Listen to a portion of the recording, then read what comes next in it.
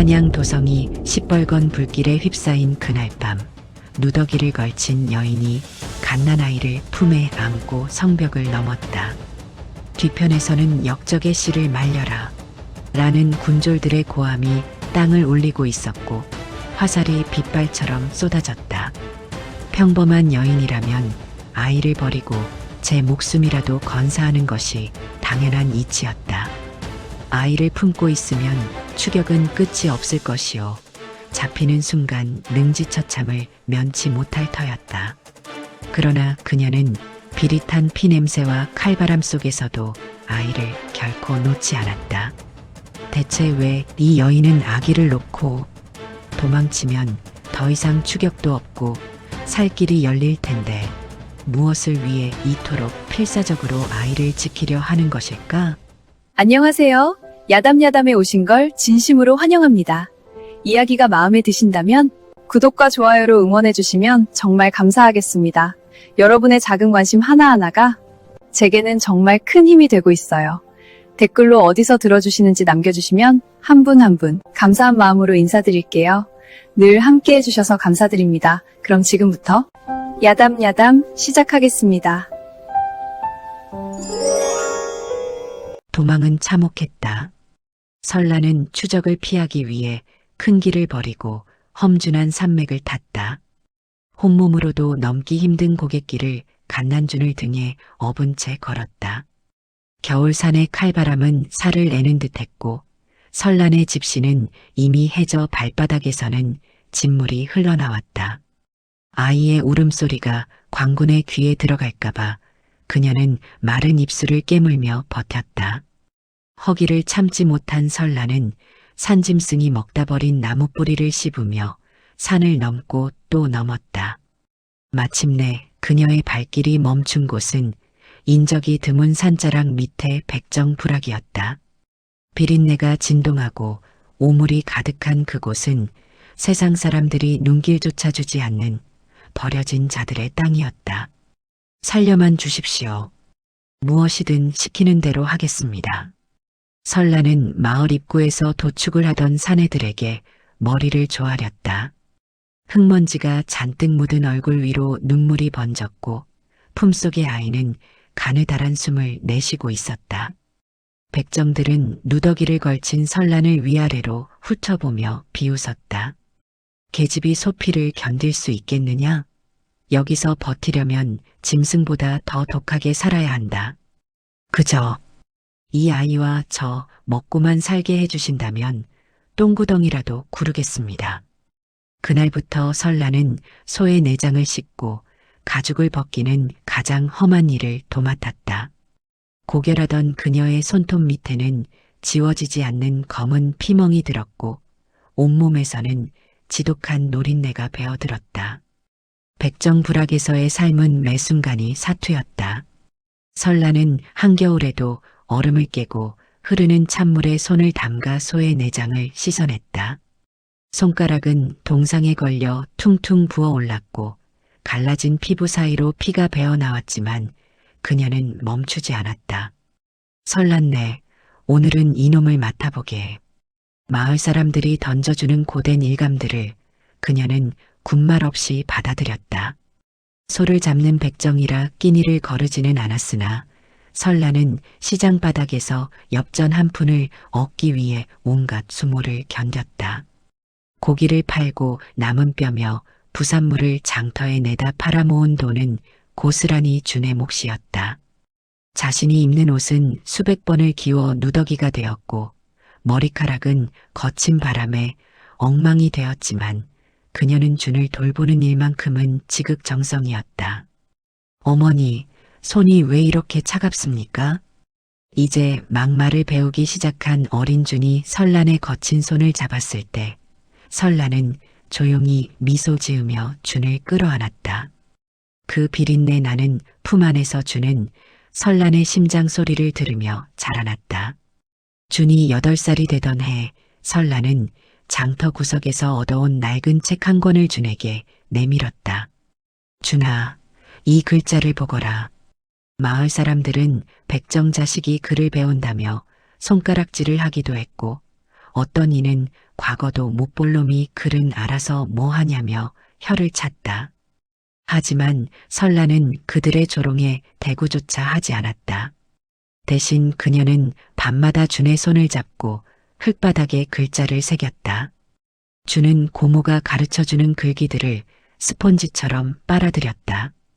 핏줄에 흐르는 본능일까? 준은 책에 담긴 방대한 지식에 눈을 뜨며 그 갈망을 채워나갔다. 글은 내 마음을 닦는 거울이다. 남들이 무시한다고 해서 내 마음까지 천해져서는 안 된다. 설라는 준의 눈빛이 깊어지는 것을 보며 비로소 안도의 한숨을 내쉬었다.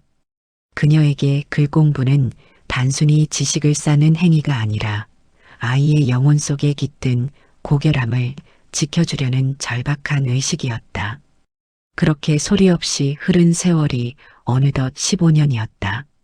갓난아이였던 준은 이제 헌칠한 키에 눈빛이 맑은 17 청년으로 자라났다. 설라는 그 세월 동안 단 한순간도 편히 잠들지 못했다. 그녀의 얼굴은 거친 바닷바람과 도축장의 연기에 그을려 깊은 주름이 팼고 손마디는 굵어져 투박하기 그지없었다. 설라는 여전히 마을에서 가장 험한 일을 도맡았다. 소를 잡고 남은 찌꺼기를 치우며 번 엽전들은 차곡차곡 모여준의 책값이 되었고 밤마다 등불을 밝힐 기름값이 되었다. 어머니, 이제 제가 도축장 일을 더 많이 거들겠습니다. 어머니 손이 너무 상했습니다. 장성한 준이 설란의 거친 손을 안쓰럽게 잡았지만 설란은 무심히 손을 뺐다. 백정놈이 손 상하는 걸 겁내서 무얼 하겠느냐.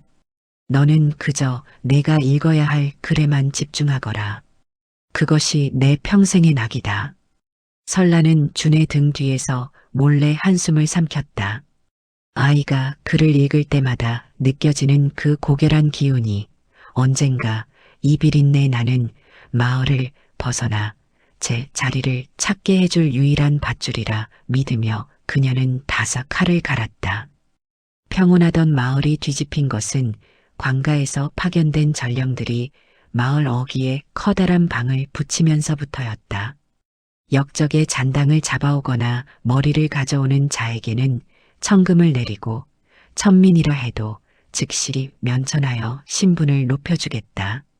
왕의 성인식이 보름 앞으로 다가오자 간신들은 혹시 모를 후환을 없애기 위해 마지막 사냥을 시작한 것이었다. 면천과 천금. 평생 짐승의 피를 뒤집었으며 손가락질 받던 백정들에게 그것은 너글 잃게 만드는 제안이었다. 이보게 저 집 주인의 말이야. 가만 생각하니 수상한 점이 한둘이 아니야. 마을 우두머리 만석은 현상금 소식을 들은 날부터 설란네 집 주위를 맴돌았다. 15년을 이웃으로 살며 당연하게 여겼던 일들이 이제는 하나하나 의심의 씨앗이 되었다. 백정놈이 굶주리지는 않아도 장터에서 쌀 대신 종이랑 먹을 산다? 배고픈 건 참아도 글 쓰는 건 못 참는다는 게 말이나 되나? 필시 숨어든 역적 핏줄임이 분명해. 만석의 눈에는 이미 천금과 양반 신분이 아른거리고 있었다. 며칠 동안 밤낮 없이 장대비가 쏟아지던 날이었다. 설란네 집 뒤뜰의 낡은 담장이 흙탕물을 이기지 못하고 힘없이 무너져 내렸다. 설란이 장터에 나간 사이 마을 우두머리 만석은 무너진 담장을 구경하러 왔다가 묘한 광경을 목격했다. 무너진 흙더미 사이로 15년간 땅속에 깊이 묻혀있던 나무 괴짝의 모서리가 비죽이 삐져나온 것이었다. 저게 뭐야? 저런 곳에 무엇을 숨겨둔 게야? 만석은 침을 꿀꺽 삼키며 주변을 살폈다. 그는 홀린 듯 다가가 진흙범벅이 된 괴짝을 끌어냈다. 떨리는 손으로 자물쇠를 부수고 뚜껑을 연 순간 만석은 비명을 지를 뻔한 것을 겨우 참았다. 비단천에 겹겹이 쌓인 것은 백정의 집에서는 절대 구경조차 할 수 없는 정교하게 다듬어진 옥관자와 붉은 인장이 찍힌 종이 뭉치였다. 찾았다. 드디어 찾았어. 내 팔자가 드디어 피는구나. 만석은 광기에 어린 눈으로 그것을 품에 안고 빗속을 뚫고 광가로 달리기 시작했다. 그 시각 산 위에서 도축을 하던 설란의 손이 우뚝 멈췄다. 숲의 까마귀들이 일제히 비명을 지르며 날아올랐고 바람의 결이 평소와 다르게 서늘해졌다. 설란은 조용히 칼을 내려놓고 마을을 향해 고개를 돌렸다.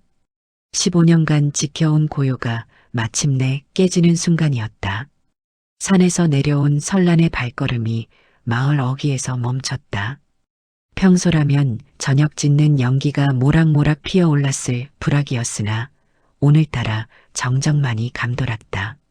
마을 사람들은 설란과 눈이 마주칠 때마다 황급히 고개를 돌리거나 무언가 숨기는 듯 자기들끼리 귓속말을 주고받았다.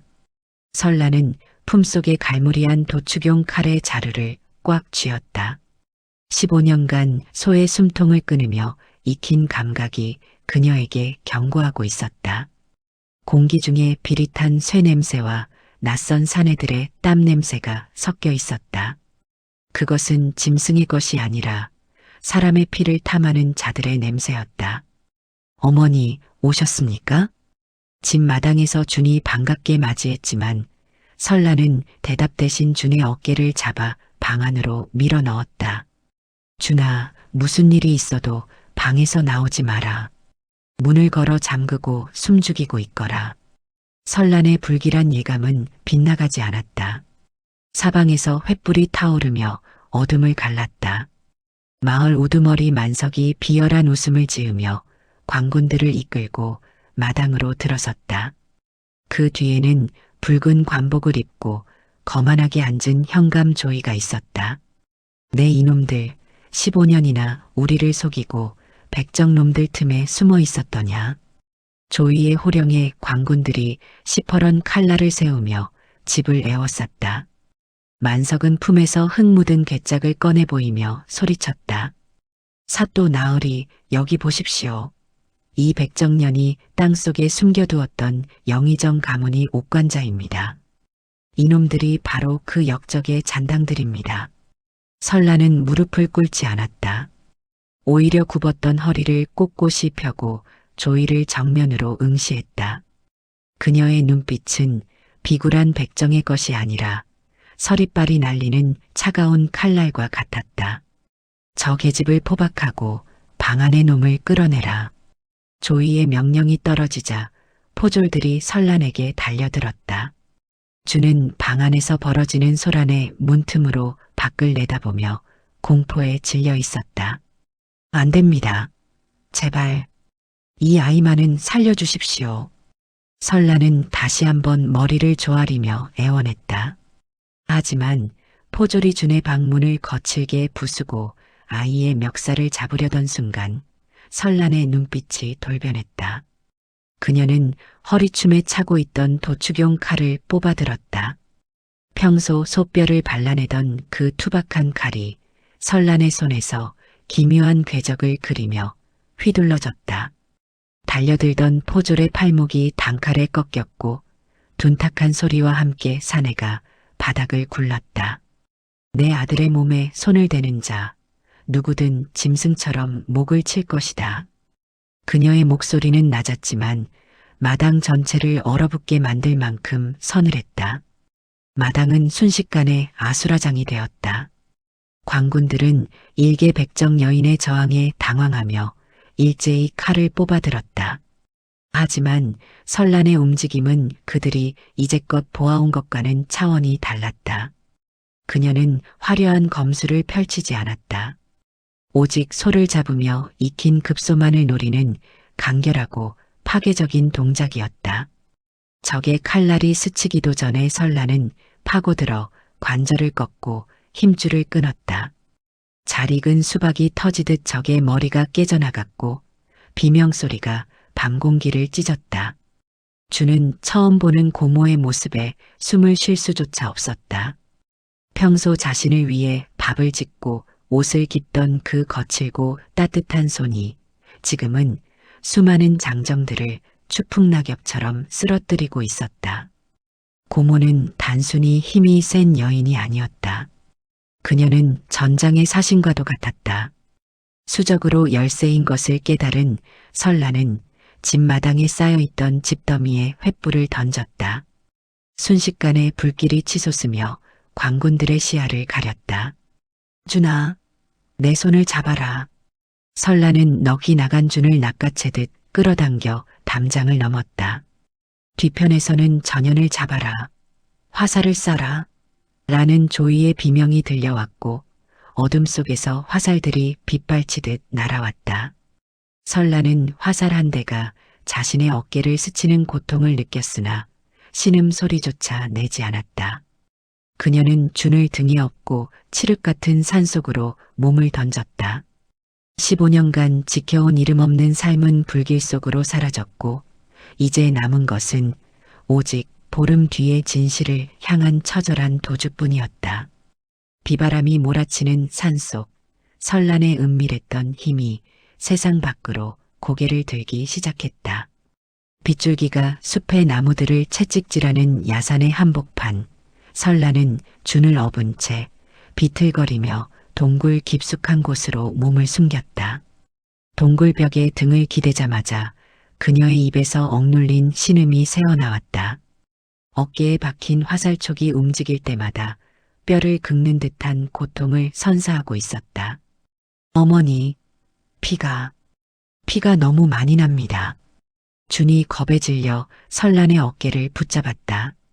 짐승의 피만 보아왔던 소년에게 자신을 키워준 여인의 어깨에서 흐르는 검붉은 피는 세상의 종말과도 같았다. 설란은 떨리는 손으로 준의 얼굴을 어루만졌다. 준아, 겁내지 마라. 이 정도는 짐승에게 긁힌 것보다 못하다. 내 품속의 주머니에서 단검을 꺼내 화살촉을 도려내야 한다. 내가 직접 해야 한다. 준의 손이 사시나무 떨듯 떨렸다. 하지만 고모의 서늘하면서도 단호한 눈빛을 마주한 순간 그는 입술을 깨물고 단검을 집어들었다. 살이 잘려나가는 비릿한 소리가 동굴 안에 울려 퍼졌으나 설라는 혀를 깨물며 단 한마디 비명도 지르지 않았다. 화살촉을 뽑아내고 상처를 지혈한 뒤에야 설라는 거친 숨을 몰아쉬며 준을 바라보았다. 준의 눈에는 수많은 질문과 공포가 뒤섞여 있었다. 어머니, 대체 당신은 누구십니까? 그 무시무시한 재주와 광군들이 말한 그 옥관자는 대체 무엇입니까? 설라는 잠시 침묵하다가 동굴 밖의 빗소리를 응시했다.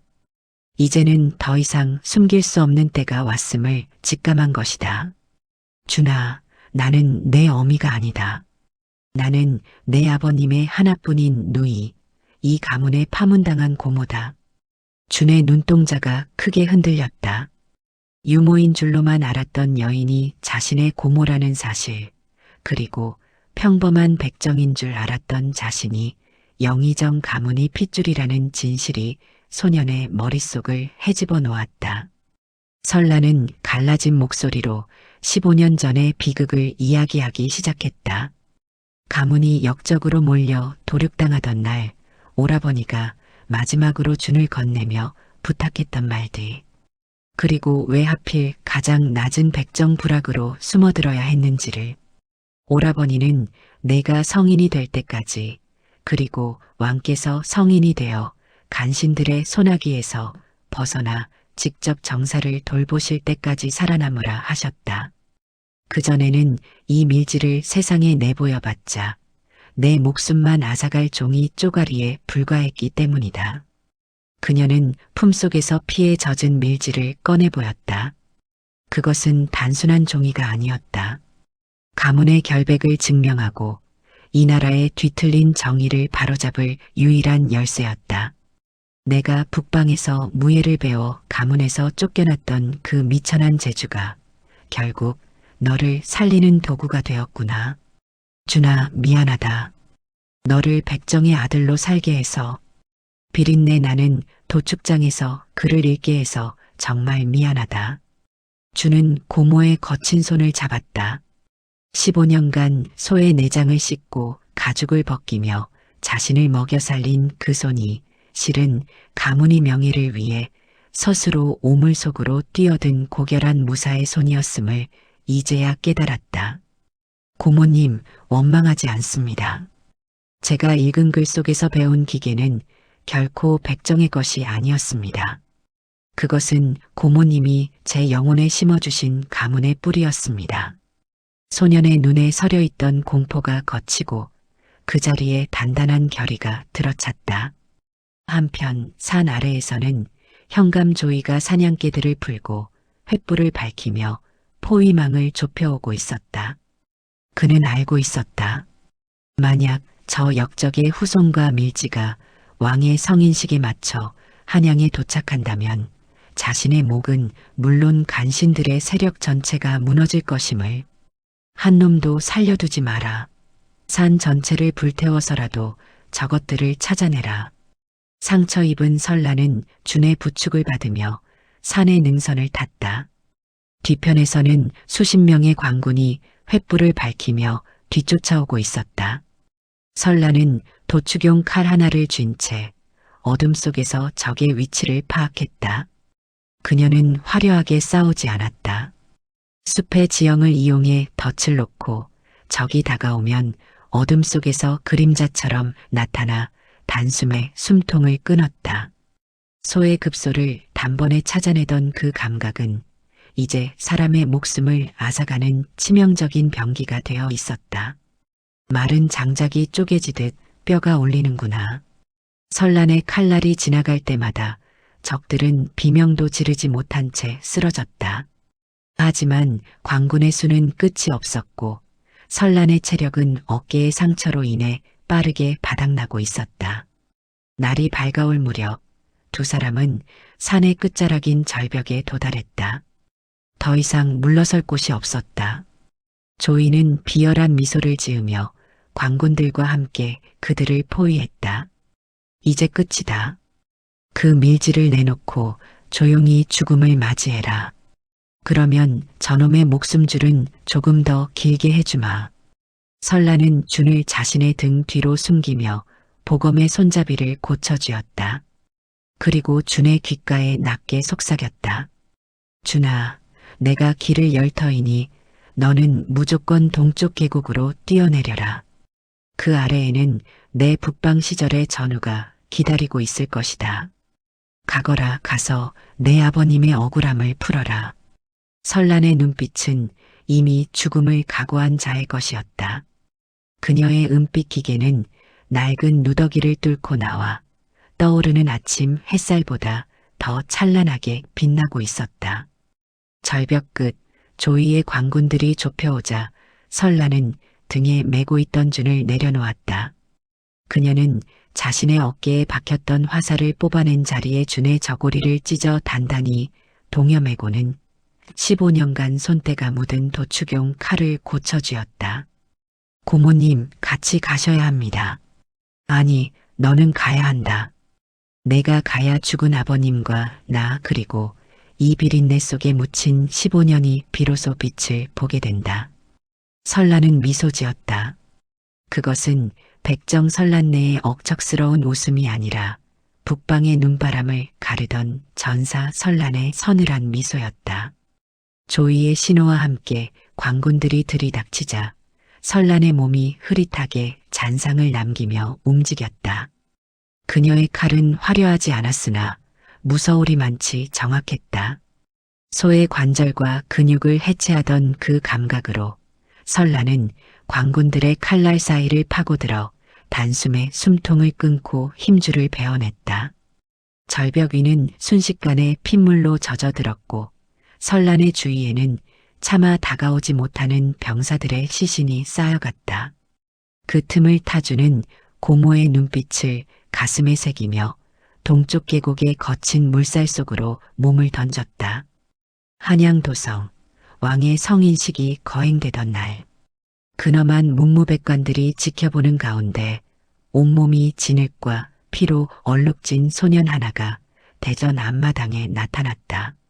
누더기 같은 백정의 옷을 걸쳤으나 소년의 걸음걸이와 눈빛은 그 누구보다 고결하고 당당했다. 누구냐? 어느 안전이라고 천한 백정놈이 발을 들이느냐? 간신들의 우두머리인 영의정 조태식이 소리쳤으나 주는 흔들림 없이 품속에서 피 묻은 밀지를 꺼내 올렸다. 전하, 저는 15년 전 억울하게 멸문당한 이명원의 자식이옵니다. 이 밀지 속에 전하의 아버님께서 남기신 마지막 유언과 저들의 죄상이 담겨 있나이다. 성인이 된 왕의 눈이 번뜩였다.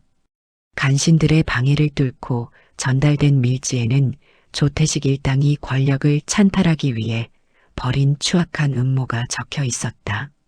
준이 15년간 도축장 구석에서 갈고 닦은 학문과 기계가 왕의 마음을 움직였다.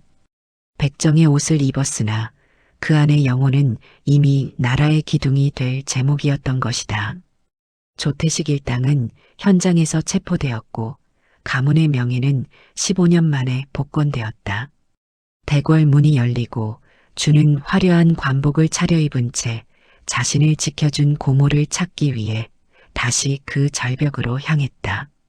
그곳엔 부러진 칼자루를 쥐고 피로 얼룩진 바위에 기대앉은 설란이 있었다. 만신창이가 된 몸이었으나 그녀의 눈은 평온하기 그지없었다. 준이 달려와 그녀를 안았을 때 설란은 떨리는 손으로 조카의 관복을 어루만졌다. 이제야 비단옷이 제 주인을 찾았구나. 소비린내 나는 이 고모를 용서해라. 아닙니다, 고모님. 고모님이 흘린 그 피와 땀이 저를 사람으로 만들었습니다. 당신은 백정이 아니라 저를 구원한 성자이셨습니다. 설란은 그제야 길었던 15년의 긴장을 풀고 깊은 잠에 빠져들었다. 훗날 사람들은 이야기했다. 가장 천한 도축장에서 가장 고귀한 꽃을 피워낸 여인이 있었다고. 은빛 갑옷 대신 피 묻은 앞치마를 입고 나라의 기틀을 지켜낸 도살장의 성자에 대한 전설은 그렇게 15년의 인고 끝에 찬란한 진실로 남게 되었다.